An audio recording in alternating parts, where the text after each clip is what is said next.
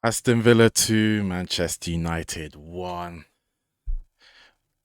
Ah, I can't be angry. I can't be angry because of the way everyone played.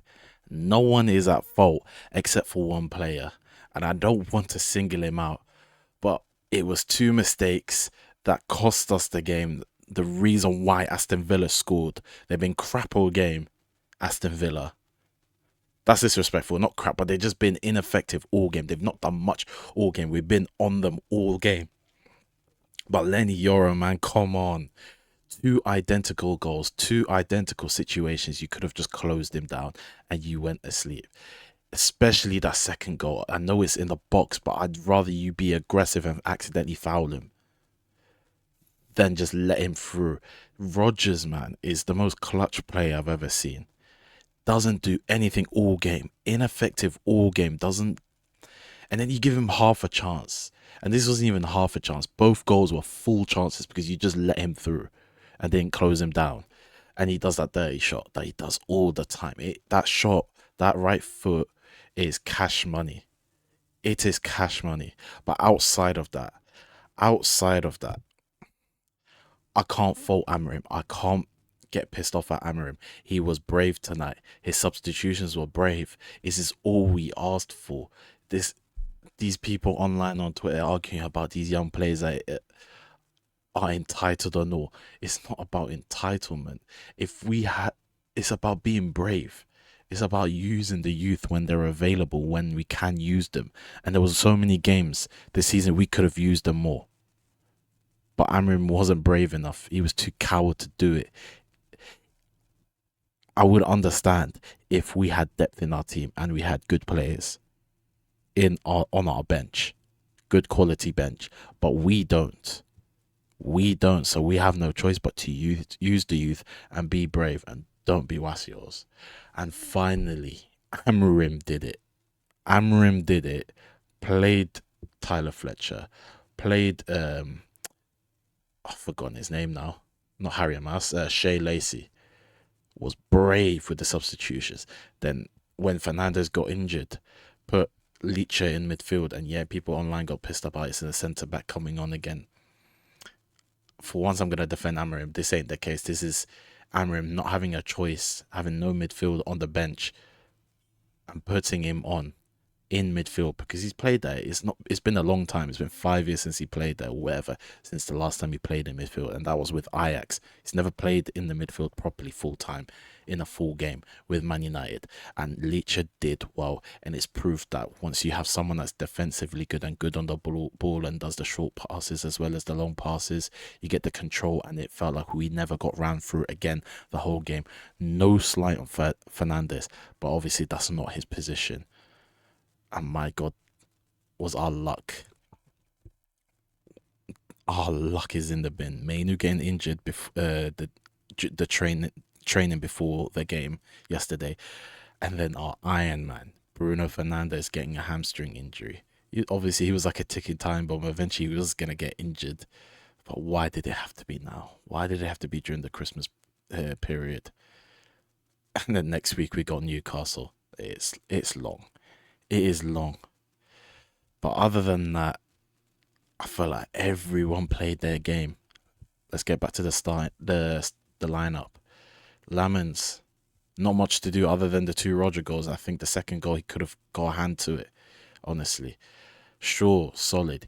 Heaven looked like he was centre back leader, and he played like a leader considering his age. Yoro, man, worst player on the pitch, and then the mistake, and I feel like he does one mistake and he's in over his head. It is the inexperience. We are screwed, and it with defensively, we've got injuries in terms of Maguire and Dilly, and I'm praying they come back soon because we need them, and then hopefully we can bench Yoro, let him clear his mind, let him miss a month of football and not play, and just let him clear his mind and forget about things. Dallo, great game, no mistakes, no bozoness. Ugarte didn't give me a heart attack. That's all I gotta say. He did his job, tackled, clamped down, be that annoying player. But other than the little heart attack at the start where he lost the ball without anyone even coming at him. But other than that, he was okay. That as long as he's okay, I am happy and I'm satisfied. Dorgu, I think this was his best game in a Man United shirt. First half played a bit dodgy, was too slow on the ball, but then I think his confidence went up when he closed down Matty Cash, got the ball, assisted Cunha to get that 1-1 equalizer straight after we conceded, and his confidence was up. His link up play with Mount. Speaking of Mount, the ratings are a bit crap on him and unfair. He was the main man. Him and if it wasn't Cunha, it was Mount on the ball, running strings as a number 10. He's been amazing. Last game against Bournemouth, shouldn't have got subbed off, should have stayed on. Good thing he stayed on all of this game and played 90 minutes, played well. Sesko should have been more clinical, needs to be more clinical, but his link-up play was good. That's all I got to say. Other than that, I felt like there was times where crosses were coming in and he wasn't like sprinting into the box. Like, the crosses are for you. You are the main character when it comes to crosses. I need you to get to the end of them. But he didn't play bad. He did the link-up play, linked up well with Mount and Cunha, I guess. But I wish he needs to be more clinical, honestly. But he is young. He is raw. Yeah. Then we get to the guys who came off the bench. Leacher came on halftime for Ruben Amorim. I mean, not Ruben Amorim, for Bruno Fernandes, and just ran the game. And also defensively, interceptions, tackles, did well. There's nothing much I can say. And he was surprising. I wouldn't say surprisingly good at playmaking. He kind of playmakes from the back anyway. But the link up play, the short passes, the long passes, he was spraying the ball, trying to keep the ball ticking. And that's what we needed. That's what we needed. Jack Fletcher, okay, showing not much to show, but it's just the bravery from Amorim putting on these young players. Joshua Zirkzee came on cameo, 15-minute cameo, linked up well, did his thing. Shea Lacey had less time, but had one good shot. But at least the intention was there from Ruben Amorim to get him on and be brave, and that's all we wanted. That is all we wanted from this game. We're not asking for miracles. I know this team is crap. I know this team is thin. There's still like weaknesses. There's still ailments. There's still problems in this team. But it's about maximizing what you got. And even though we lost from 2 individual errors, Amorim maximized what he got. He maximized everything. He squeezed every little ounce of juice in this team today. And that's what I expect from him every game. That's what I expect. And that was my problem with him all season and last season. He wasn't maximizing what he's got. He was doing silly decisions, silly man management, silly substitutions. But today, forget about the results. Today, he did his thing. And I'm happy. If you're going to ask me about if I'm still Amorim in or Amorim out, don't ask me that question. It's a time and a place. I'm not answering that question. And also, it's one game. I need to see him keep that up. We're thin on our bench. We're even thin on our starting lineup because of AFCON and injuries, and then new injuries in terms of Bruno and Mainu. Awkward timing.